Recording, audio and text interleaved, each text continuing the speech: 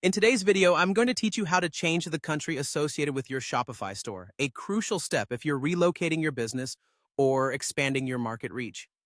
Whether you're moving your base of operations or branching out into new territories, this process is straightforward once you know where to look. So, let's dive right in. To start, you'll need to access your store settings. First, log into your Shopify admin panel, where you'll find the main interface that controls all aspects of your online shop. On the bottom left corner, you'll see the Settings option. Click on that and a whole menu of options will unfold before you.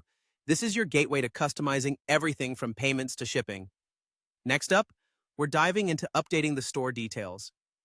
In the Settings menu you just opened, select General. This section is where your store's primary information is housed. Scroll down until you spot the Store Address section. Here you'll find the Country Region field, which is what we're going to update. Simply select the new country where your store will be based. This step is critical as it dictates various other aspects of your store's operation, like shipping, tax rates, and even legal considerations. Now, if you've got Shopify payments enabled, there's a slight detour we need to take.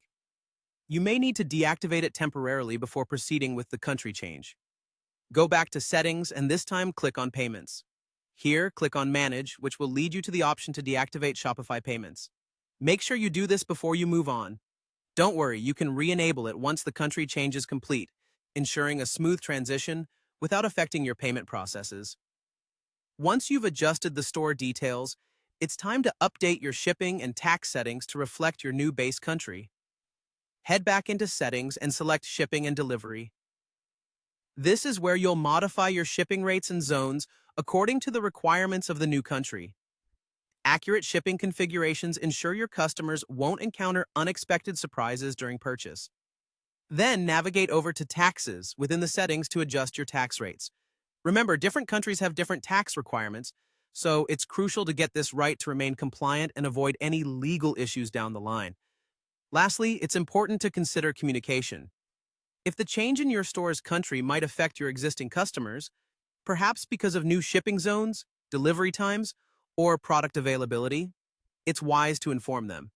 You might send out an email update or otherwise communicate any potential changes clearly, maintaining customer trust and satisfaction. And there you have it. By following these steps, you can successfully change the country associated with your Shopify store, ensuring that your business continues to thrive wherever you choose to set up shop.